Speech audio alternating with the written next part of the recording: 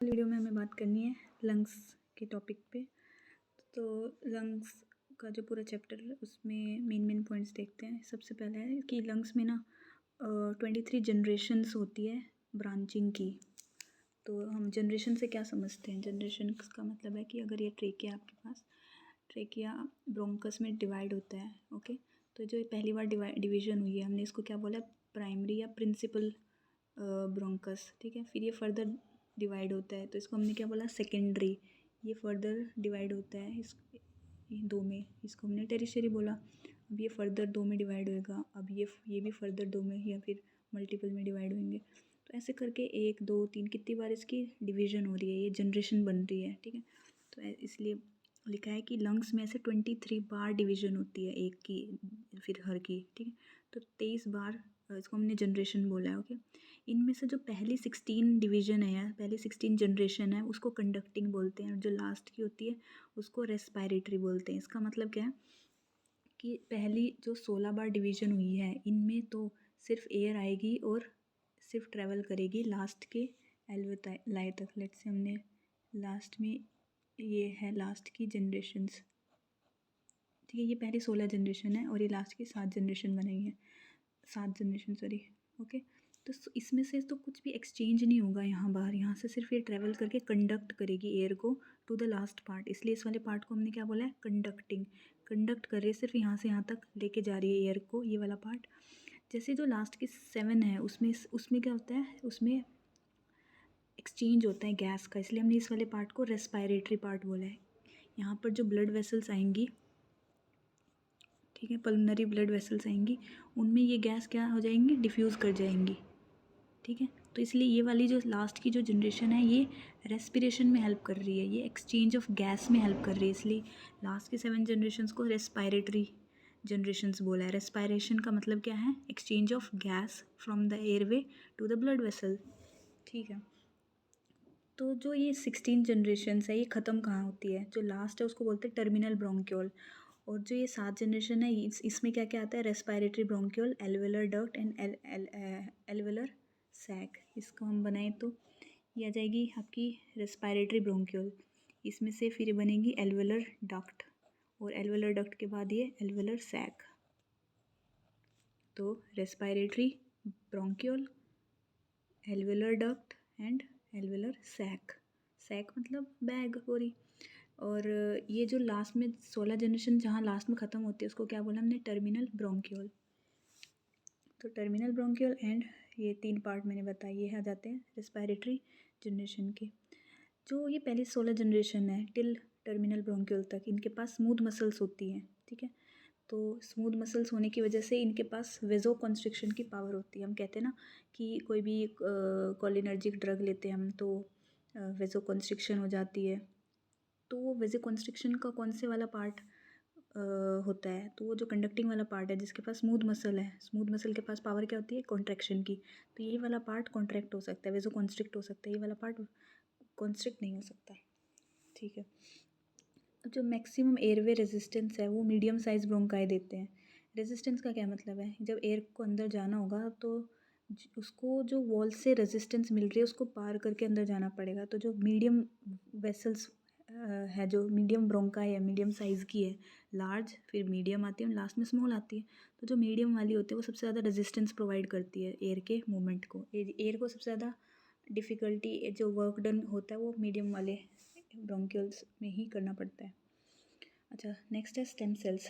Stem cells है जो पूरी एपिथेलियम है ब्रोंक्यूल्स की, उनके लिए स्टेम सेल्स को क्या बोलते हैं? क्लारा सेल या बेसल सेल्स, स्टेम सेल्स का नाम है। स्टेम सेल्स के पास पावर क्या होती है कि ये रीजनरेट कर सकते हैं, नए सेल्स बना सकते हैं, नई एपिथेलियम डेवलप कर सकते हैं, ठीक है। फिर है न्यूमोसाइट, हमें पता है 2 तरह के होते हैं, type 1 and type 2। Type 2 pneumocyte का काम होता है सरफेक्टेंट का प्रोडक्शन, और टाइप 1 यहाँ लिखा नहीं है, टाइप 1 का काम होता है ये प्रोवाइड करता है surface area for the diffusion of gas. इसको अगर हम बनाए, जैसे ये एल्वेलाई बनाई है पूरी, ओके, ये है न्यूमोसाइट, ओके। तो ये जो न्यूमोसाइट बनाए हैं ये है टाइप 1। टाइप 1 का काम होता है, ये बहुत ही फ्लैटेंड होते हैं। क्या होते हैं? फ्लैटेंड होते हैं, ये ज़्यादा थिक नहीं होते हैं, ठीक है, जिससे कि जो एयर ऑक्सीजन या फिर जो भी गैस इनहेल की जा रही है वो इजीली इनके थ्रू डिफ्यूज़ कर सके। ठीक है, तो ये टाइप 1 न्यूमोसाइट है जो कि थिन होते हैं और उनका काम क्या होता है, for the diffusion of gas. तो ये सरफेस एरिया प्रोवाइड करते हैं गैस के डिफ्यूजन के लिए। लेकिन बीच बीच में हमारे पास कौन से सेल्स होते हैं, type 2 pneumocyte.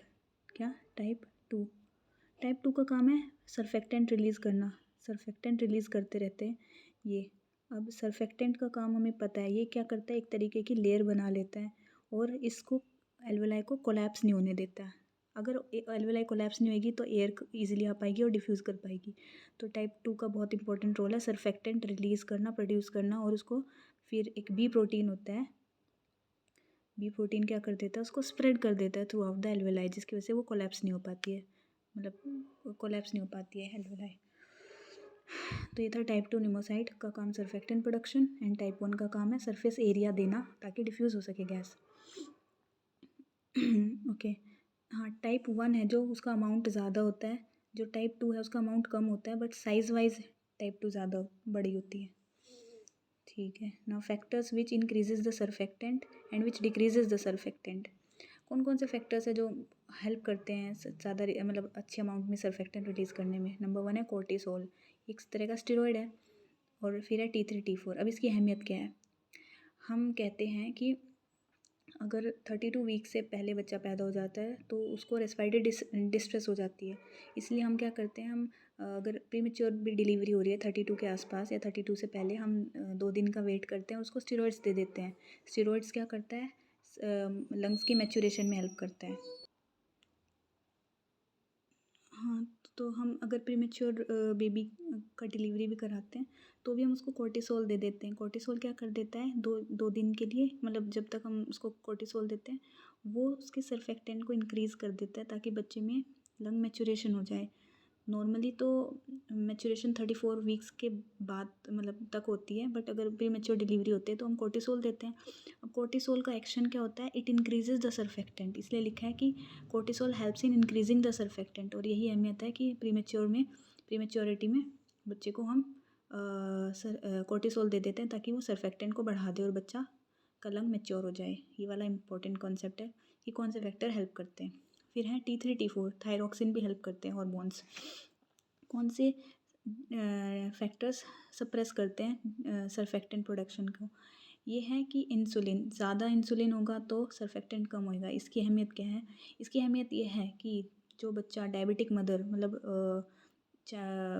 Baby of a diabetic mother होता है, जो उसमें इंसुलिन ज़्यादा होती है, क्योंकि मदर में शुगर ज़्यादा है तो वही शुगर वाला ब्लड बच्चे में आ रहा है और उसके रिस्पॉन्स में बच्चा इंसुलिन ज़्यादा प्रोड्यूस कर रहा है।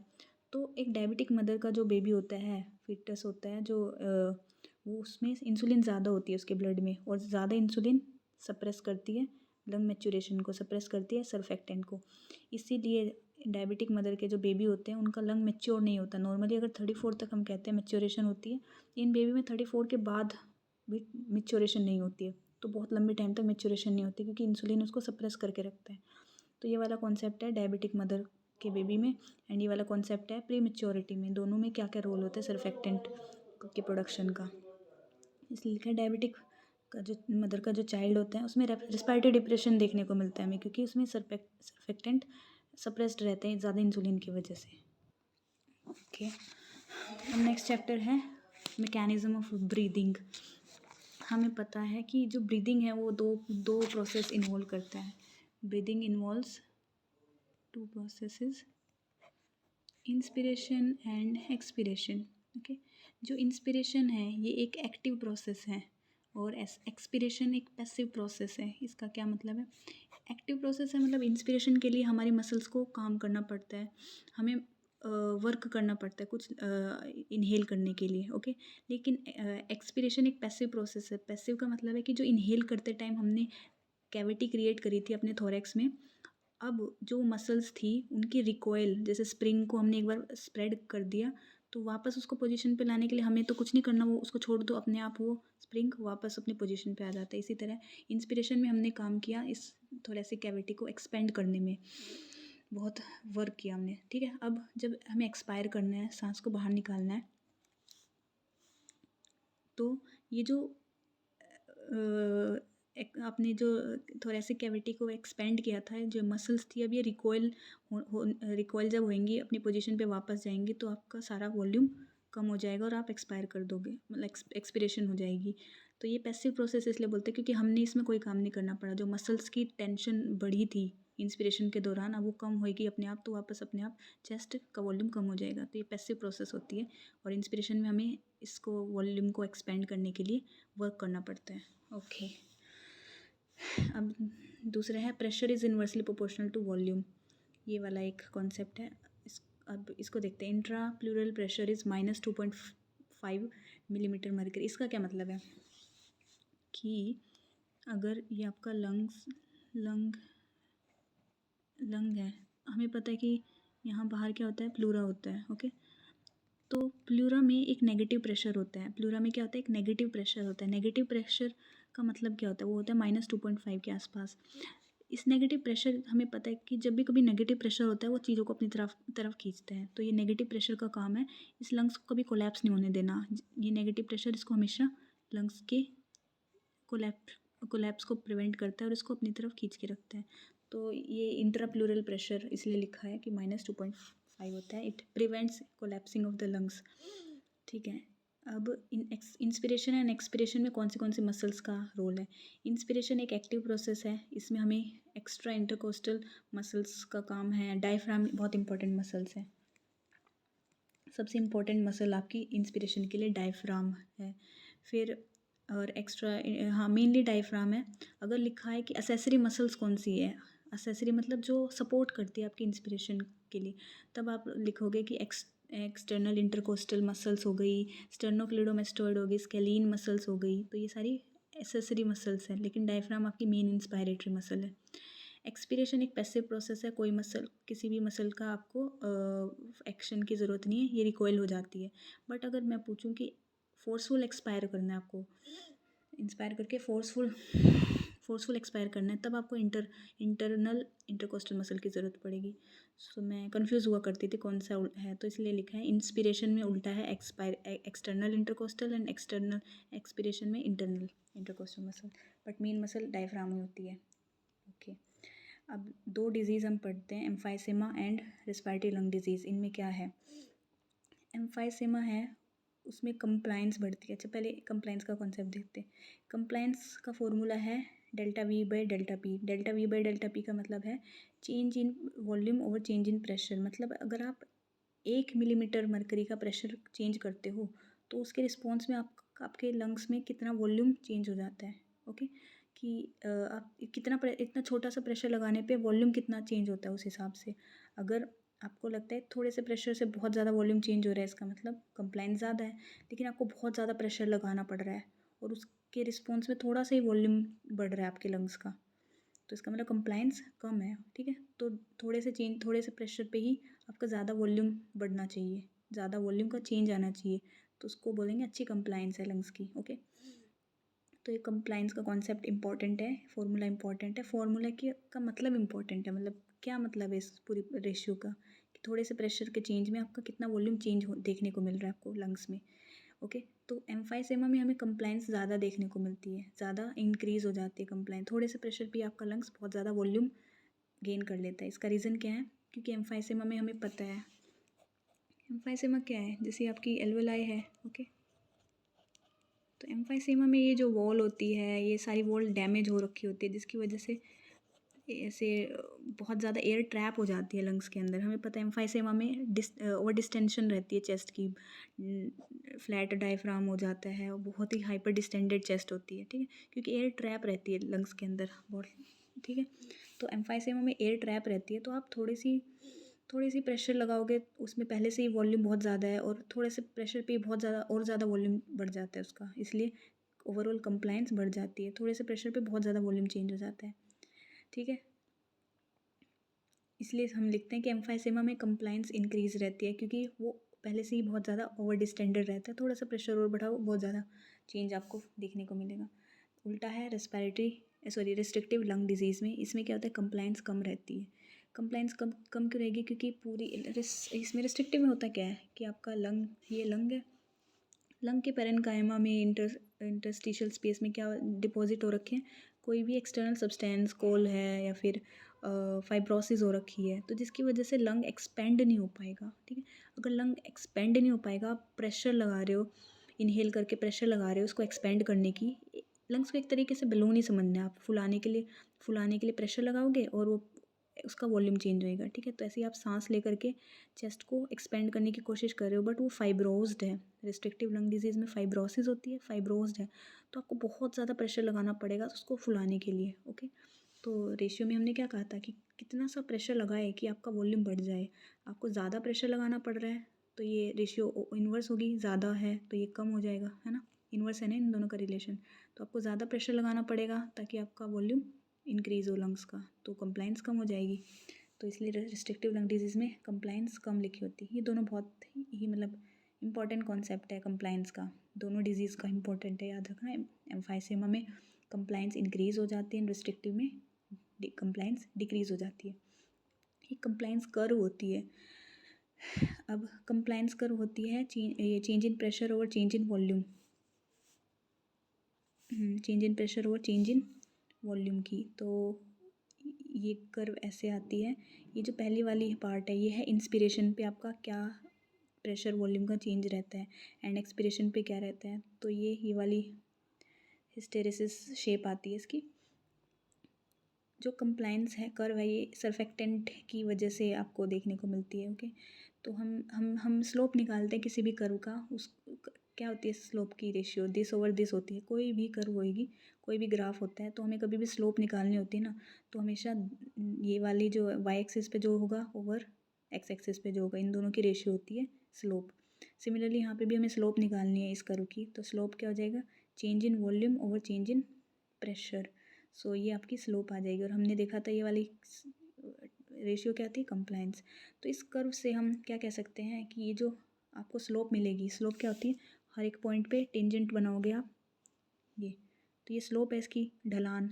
स्लोप का मतलब क्या होता है, ढलान। तो यहाँ देखोगे यहाँ स्लोप क्या है, कम है, यहाँ ढलान कम है, लेकिन इस वाले पार्ट में ढलान बहुत ज़्यादा है, यहाँ स्लोप ज़्यादा है, यहाँ स्लोप और ज़्यादा है। ठीक है, तो ये स्लोप है इसकी। ठीक है, और स्लोप क्या होती है, कंप्लाइंस। तो इस वाले कर्व से, इस वाले ग्राफ से आप किसी भी डिजीज़ या किसी भी पार्ट की आप कंप्लाइंस चेक करते हो। ठीक है, ओके, तो इस वाले कर्व को हम एम्फाइसेमा और रिस्ट्रिक्टिव लंग डिजीज़ में भी देखेंगे।